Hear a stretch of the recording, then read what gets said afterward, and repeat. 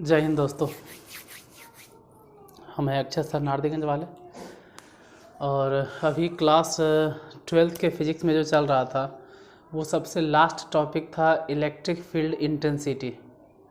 Chapter के हिसाब से अगर देखा जाए तो इलेक्ट्रिक फील्ड एंड चार्जेस या कहो electric charge and their field.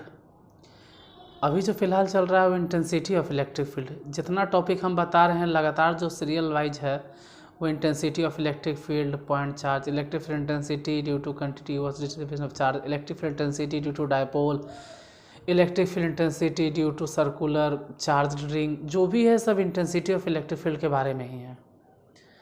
तो हम लास्ट क्लास में आपको बताए थे कि intensity of electric field due to circular charged ring, मतलब एक सर्कल है जो पूरा चार्ज है और रिंग की तरह, उसके कारण जो इलेक्ट्रिक फील्ड होगा वो क्या होगा साबित तो कर चुके थे।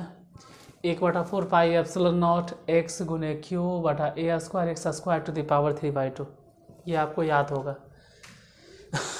पिछले क्लास में हम जो फिगर बताए थे ये भी ध्यान में होगा कि ये सब फिगर हम बताए थे।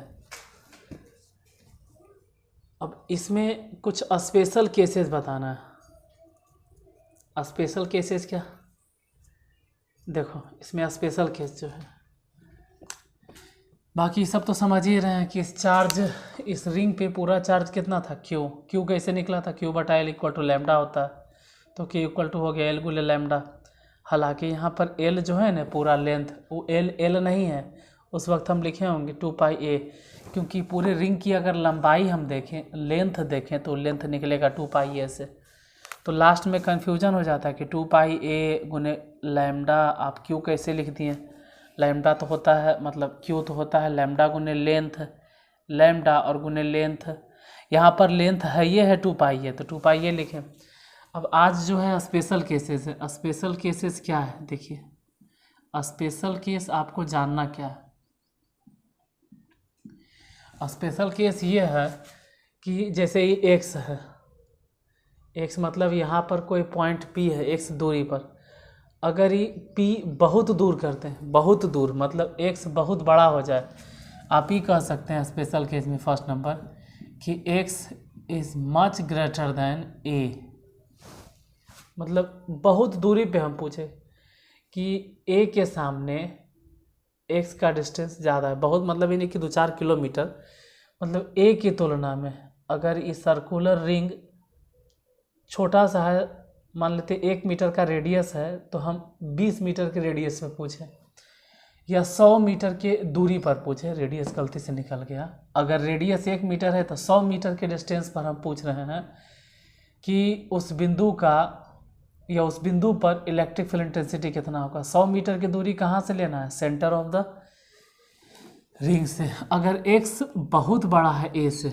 x अगर बहुत बड़ा है तो वैसे सिचुएशन में तो अगर x से छोटा हो गया a तो इसका स्क्वायर करने पे ये और भी छोटा हो जाएगा, लगभग ही हो जाएगा 0 के बराबर, ये ध्यान देना।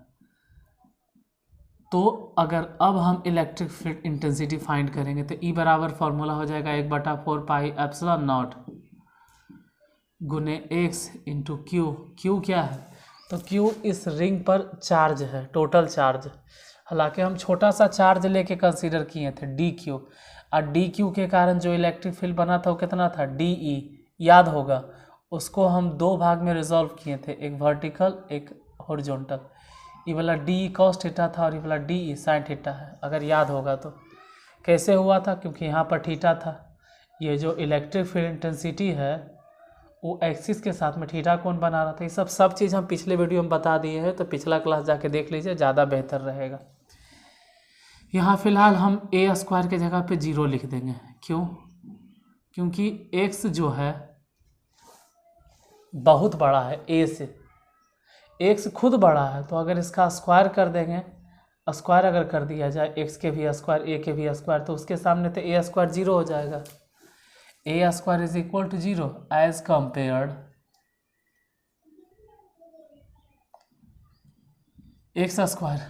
जैसे समझने के लिए ये देखो, मान लेते हैं कि यहाँ पर 1 है और अगर 1 से बड़ा कोई राशि है जैसे कि 2, तो अगर हम इसका स्क्वायर करेंगे तो इसका मान बढ़ जाएगा 2 के बजाय 4, लेकिन 1 से छोटा अगर कोई क्वांटिटी है 1/2, और बाय द वे आप इसका स्क्वायर कर देते तो इसका मान बढ़ेगा नहीं और घट जाएगा, जो 1/2 था अब 1/4 हो गया। तो जिसका मान किसी से छोटा होता है किसी वैल्यू से, अगर उसका स्क्वायर करते हैं तो उसका वैल्यू घटता है, और अगर इससे बड़ा वैल्यू है उसका स्क्वायर करेंगे तो उसका मान बढ़ेगा।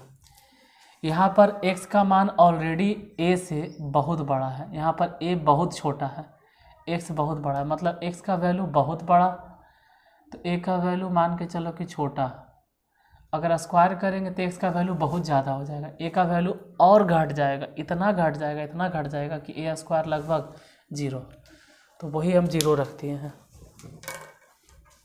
स्पेशल केसेज इसलिए ध्यान से देखना ज़रूरी होता है क्योंकि ऑब्जेक्टिव में यहीं से क्वेश्चन आएगा, और ऑब्जेक्टिव आप रट के नहीं जा सकते हैं, बहुत मुश्किल है। कितना रटोगे? E = कितना हो गया 1/4 पाई एप्सिलॉन नॉट गुने x गुने q, और ये बच गया x, अच्छा एक चीज़ छूट गया 3/2 पावर x², उस पर भी पावर कितना हो जाएगा 3/2, ऐसे भी 0 है, तो E बराबर कितना हो गया 1/4 पाई एप्सिलॉन नॉट गुने x इंटू क्यू, और ये x² और उस पर 3/2, तो पावर 3 बच जाएगा, हालांकि इसे कैंसिल। E बराबर कितना हो गया 1/4 पाई एप्सिलॉन नॉट और गुने क्यू और बटा में x²। ये फार्मूला अगर देखोगे तो थोड़ा सा लगेगा ऐसा कि कभी हम पढ़े थे, ये वाला फार्मूला हम कभी तो पढ़े हैं, कभी तो ऐसा फार्मूला देखे हैं। अगर नहीं याद आ रहा है तो हम बताते हैं कहाँ देखे होंगे। 1/4 पाई एप्सिलॉन नॉट गुने Q/r², ऐसा फार्मूला कभी हम साबित किए होंगे। क्या था? ये था electric field intensity due two point charge, electric field intensity due two point charge. तो इसमें उसमें क्या अंतर है? 1/4 पाई एप्सिलॉन नॉट है, ये है, क्यू है, ये है, ई वाला नहीं मिल रहा है सर, x² है, ये r² है। अरे r क्या था? अगर याद करो कि r क्या था, जैसे कि एक पॉइंट चार्ज q है और इससे r दूरी पर हम पूछते थे कि यहाँ पर इलेक्ट्रिक फील्ड इंटेंसिटी फाइंड करो, तो r डिस्टेंस है तो वही लिखते थे 1/4 पाई एप्सिलॉन नॉट और q बटा में r², जो इस चार्ज से दूरी है। तो r है क्या? r बेसिकली है क्या? r बेसिकली है डिस्टेंस। r मुख्य रूप से क्या कहा जाएगा? डिस्टेंस। तो यहाँ पर जो x चल रहा है वो x भी क्या है? जैसे ही पूरे पे चार्ज फैला हुआ है, इस रिंग पर चार्ज फैला हुआ है, कितना चार्ज है? इस पूरे रिंग पर जो चार्ज है वो कितना है? q। इस पूरे रिंग पर जो चार्ज है वो q, लिखे भी हैं q है। तो इस q के सेंटर से दूरी है कितना? x। मतलब यहाँ पर x है क्या? डिस्टेंस ही तो है, यानी लगभग एक पॉइंट चार्ज के कारण जितना इलेक्ट्रिक फील्ड आता है उतना ही तो रिंग के कारण भी इलेक्ट्रिक फील्ड आ गया। वहाँ पे r डिस्टेंस था पॉइंट से, यहाँ पे मान के चल रहे हैं कि सर्कल के सेंटर से x डिस्टेंस है, लेकिन कब? जब हम बोल रहे हैं कि x बहुत बड़ा हो जाएगा, यानी x बहुत बड़ा हो जाता है किससे? a से। तो ये रिंग जो है एक पॉइंट की तरह काम करने लगता है। मतलब हमको लिखना पड़ेगा यहाँ पर, इन सब चीज़ों को मिटा देते हैं, ये सब समझाने के लिए था। यहाँ पे लिखना होगा, ठीक है। कहने का मतलब है हम कह सकते हैं 10 when point P is located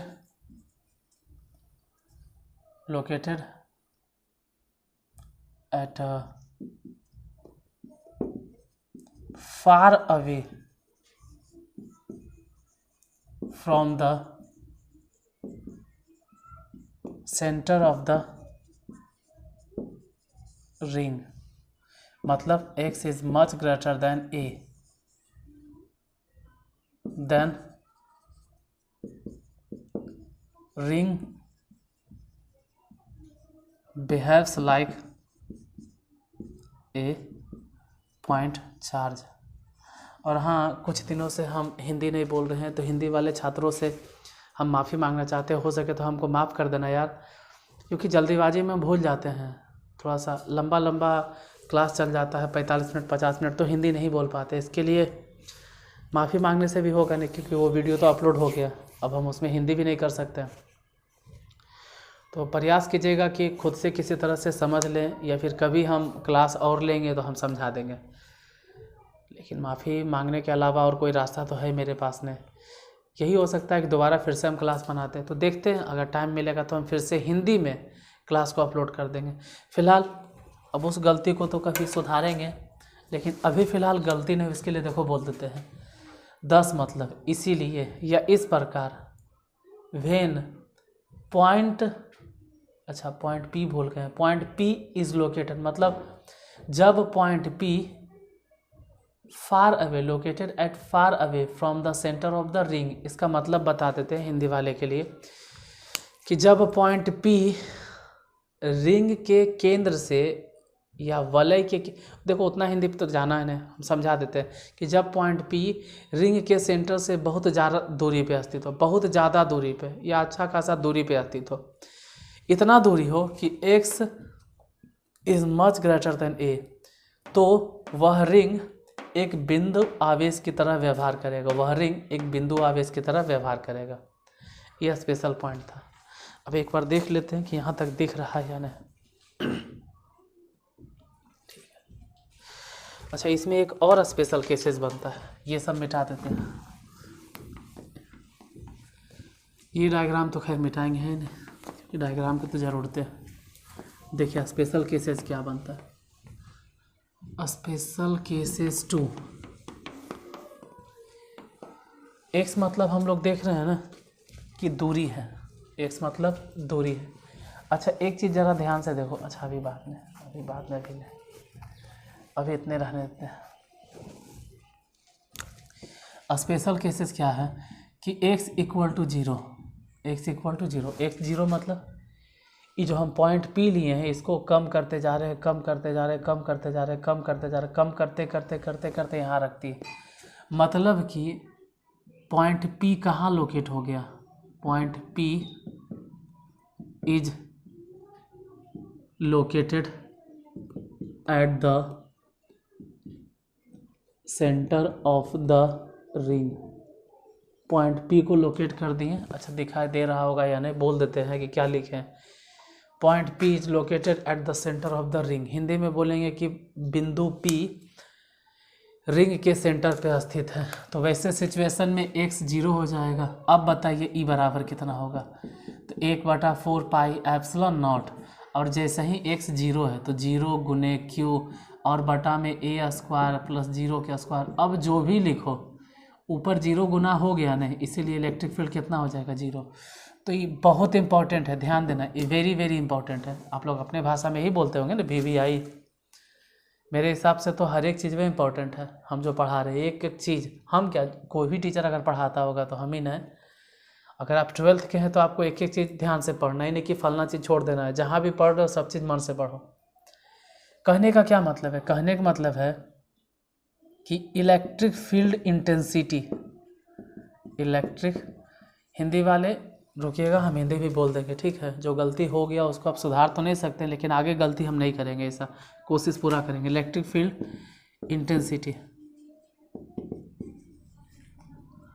due to charged ring, due to charged ring at the, कहाँ पर, सेंटर ऑफ द रिंग या centre of this ring is equal to 0। मतलब अगर कोई चार्ज्ड रिंग है तो उसी के सेंटर पर अगर इलेक्ट्रिक फील्ड पूछा जाएगा तो 0 होगा, ये ध्यान रखिएगा। एक चीज़ और इसमें बतलाना, एक स्पेशल केस और बनता है, इसको भी मिटाते। एक स्पेशल केस और बनता है, वो क्या है, अब ज़रा ध्यान से देखो।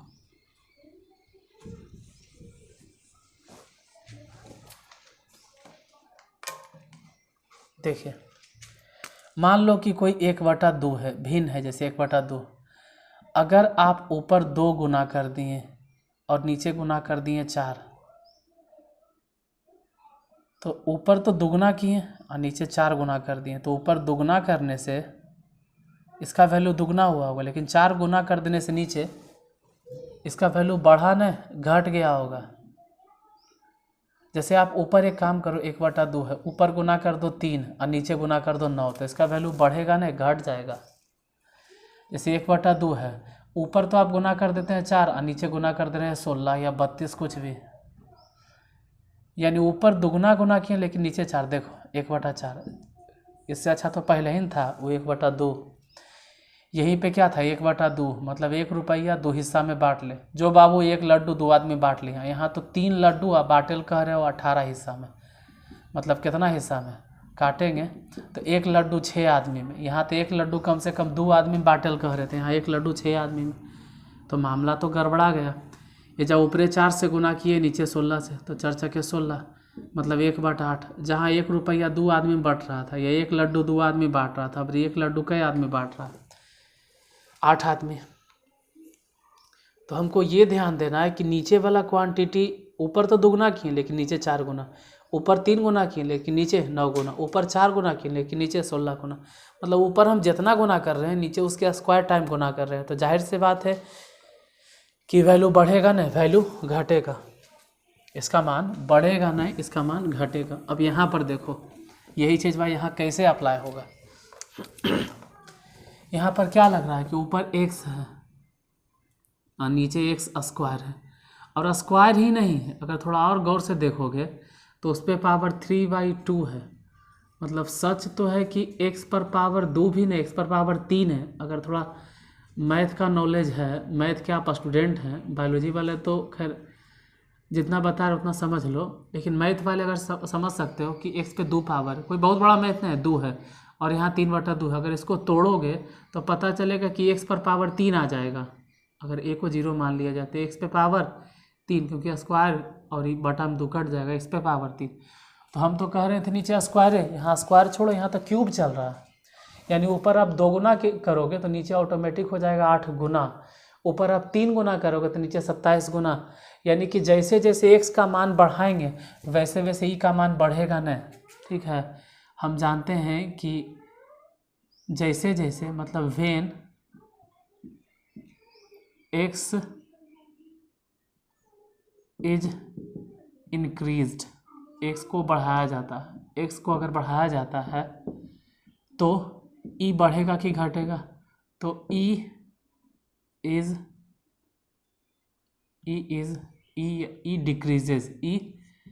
डिक्रीजेस, e घट जाएगा जैसे जैसे e बढ़ेगा। मतलब अगर आप x को बढ़ाइएगा जाहिर सी बात है तो e घटेगा, इसमें कोई डाउट नहीं। क्यों? ऊपर का वैल्यू थोड़ा सा बढ़ेगा लेकिन नीचे का वैल्यू क्यूब्स टाइम बढ़ेगा, तो जाहिर सी बात है e का वैल्यू बढ़ेगा। हमको ऐसा लगा, ऐसा होना चाहिए था। अच्छा, तो अगर x का वैल्यू घटेगा तो e का मान बढ़ेगा, एक उल्टा x अगर कम कर देंगे दूरी तो e बढ़ेगा। हम यही सोचें और यही सोच के हम अपना दिमाग चलाना शुरू कर दिए और x को कम करते गए, कम करते गए, कम करते गए, कम करते गए, इतना कम कर दिए, इतना कम कर दिए, कम करते करते करते यहाँ पर ला के x 0 कर दिए। x जैसे ही कम कर दिए हम सोचे e बहुत ज़्यादा होगा, मामला गड़बड़ा गया। x कम करते करते पता चला न कि e भी हो गया 0। अब हो गए हम गलत, समझ में नहीं आता। एक तरफ तो ई वाला फार्मूला देख के लग रहा था कि x बढ़ाने से e घटता है, तो हम सोचे x कम कर देते हैं भाई, x कम करने से e बढ़ेगा। x कम करते करते 0 कर दिए तो e हो गया 0। मतलब मामला घट गया। हम बहुत अधिक दूर जाएंगे तब भी e घटेगा और एकदम रिंग के नज़दीक आ जाएंगे तब भी e घटेगा। इसको वैसे समझो कि किसी चीज़ को देखना है तो बहुत दूरी पे स्थित है तब भी साफ साफ नहीं दिखाई देगा। जैसे कोई किताब है, पढ़ना है, अब किताब यहाँ से 1 किलोमीटर दूर पे है तो हमको दिखाई नहीं दे रहा। 1 किलोमीटर दूर की बात बहुत दूर है, तो 1 मीटर की दूर पे किताब हमको नहीं दिखाई दे रहा। हम किताब को अपने आँख में सटा लेते हैं पूरा, तब भी नहीं दिखाई देगा, क्योंकि देखने के लिए एक फिक्स डिस्टेंस होना चाहिए। जहाँ पे स्पष्ट दिखाई देगा वो 25 सेंटीमीटर है। सेम चीज़ भाई इसमें भी होता है, वही चीज़ इसमें भी। यही थर्ड स्पेशल केसेस है, ठीक है, यही तीसरा है। कि मैक्सिमम इलेक्ट्रिक फील्ड क्या होगा, फॉर द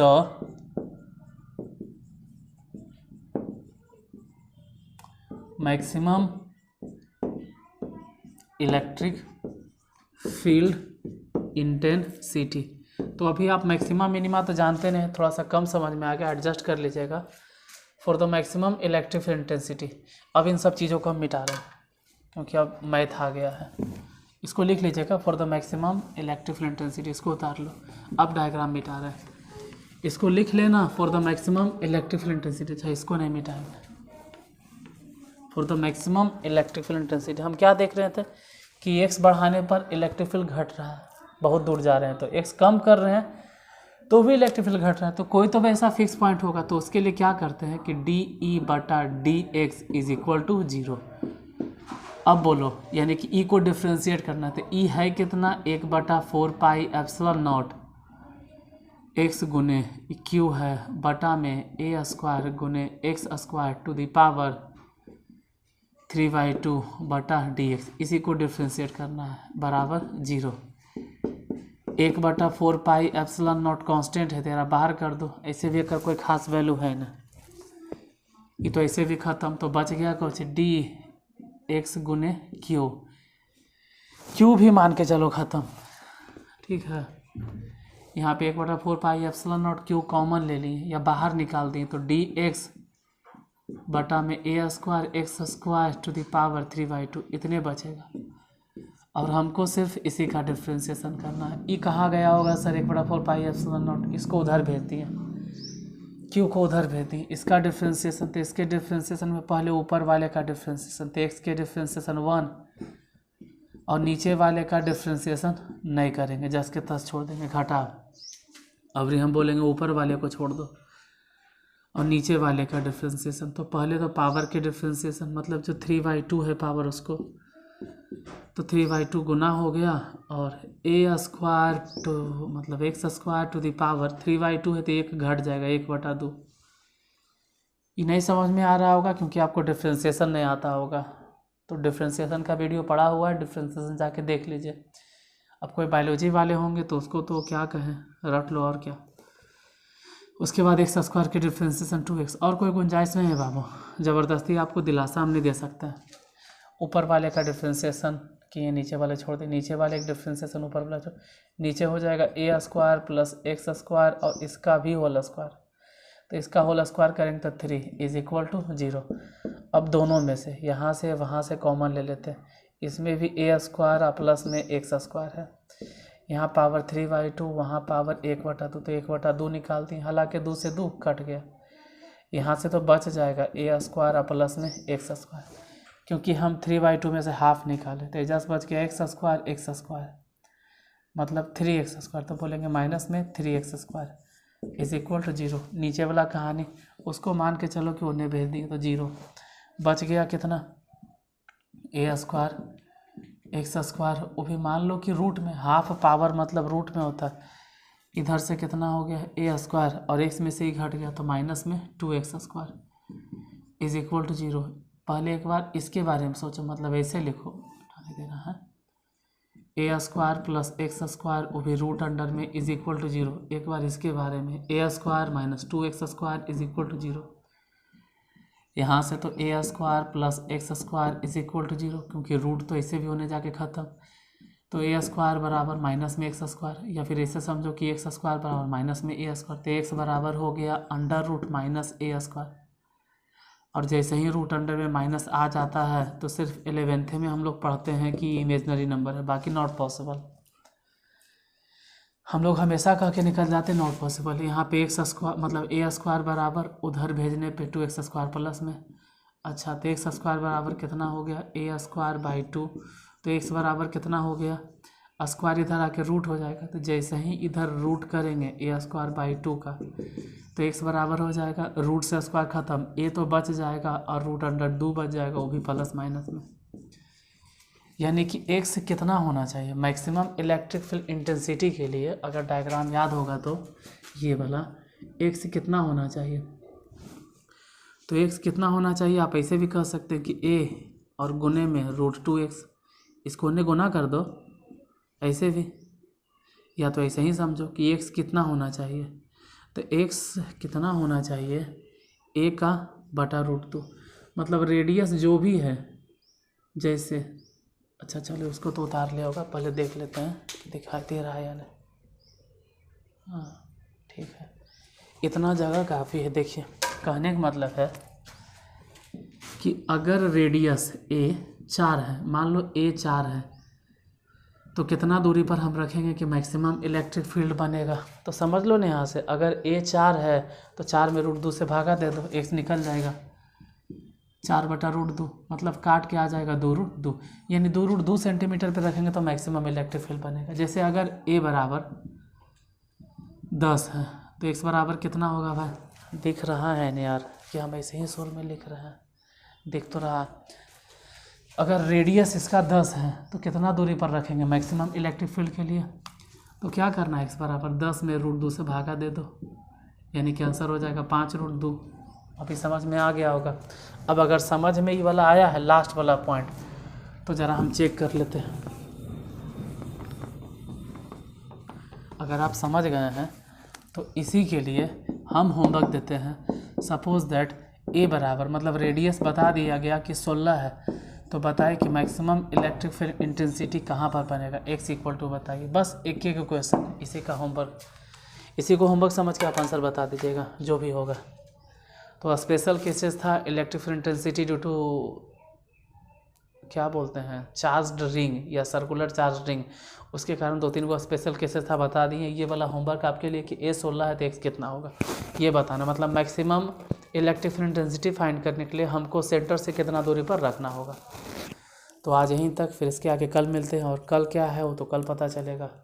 कल क्या पढ़ना है उसके लिए आपको कल तो आना ही पड़ेगा, बिना कल का क्लास देखे आपको अभी हम नहीं बता सकते हैं। तो ठीक है, कल क्या होने वाला है नेक्स्ट एपिसोड में मिलते हैं। आज इतनी देर तक देखने के लिए धन्यवाद।